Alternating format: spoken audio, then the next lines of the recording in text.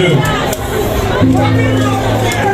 Camarades, hommes politiques, responsables d'entreprise, de société et chefs d'entreprise, chers publics, amis de la presse, au nom de la paix, je vous salue. Je suis le docteur Michael Loba, président du mouvement national pour la réconciliation et la paix en Côte d'Ivoire. Je suis, et vous avez entendu de la présentation, le président national du mouvement pour la réconciliation et la paix en Côte d'Ivoire. Également le président de la Renaissance africaine. Dans ma tournée en Afrique, dans ma tournée en Côte d'Ivoire, j'ai rencontré ce monsieur. C'est en pleine tournée de campagne pour la paix que nous nous sommes rencontrés. Il m'a dit ceci, jeune frère, il m'appelle Doc, affectueusement. Il dit, ce que tu fais, vous prenez la réconciliation, vous prenez la paix, vous prenez la stabilité, c'est une bonne chose.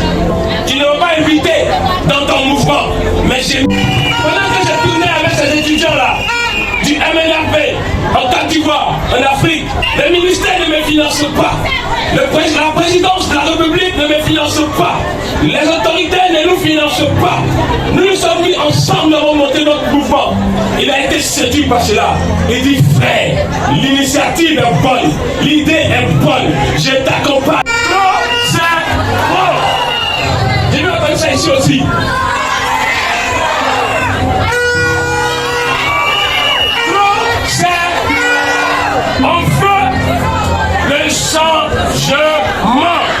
On ne veut plus marcher dans les eaux. On ne veut plus cela. Plus jamais ça. Pas dans les élections législatives. Je suis de la société civile. Je ne parle pas dans les élections présidentielles. Je suis de la société civile. Je suis apolitique. Mais je suis pour le développement. Des jeunes dynamiques. Des personnes qui se mettent ensemble. Sans intérêt politique. Sans coloration religieuse. Sans distinction ethnique, des personnes qui se mettent ensemble pour scolariser vos enfants pendant qu'ils ne sont pas en commun. Des personnes qui se mettent ensemble pour créer des entreprises pendant qu'ils ne sont pas en commun. Des personnes qui se mettent ensemble pour créer ce qu'on appelle un enseignant, un toit, un enseignant, un terrain. N'oubliez pas quelque chose. Demain commence maintenant et demain appartient à la jeunesse. Les problèmes dans ce pays, ce ne sont pas les hommes politiques. Les problèmes dans ce pays, ce ne sont pas les gouvernants. Les problèmes dans ce pays, ce ne sont pas les opposants. Les problèmes de ce pays-là, c'est nous les jeunes, qui ne savons pas notre valeur.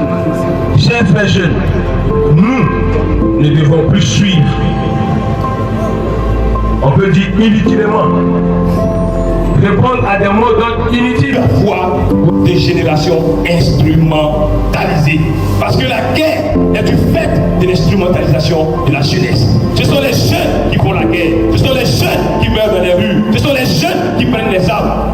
Et nous mourrons. Nous n'avons pas étudié. Mon père, ma mère ne m'ont pas scolarisé pour que ma maîtrise meure dans les rues.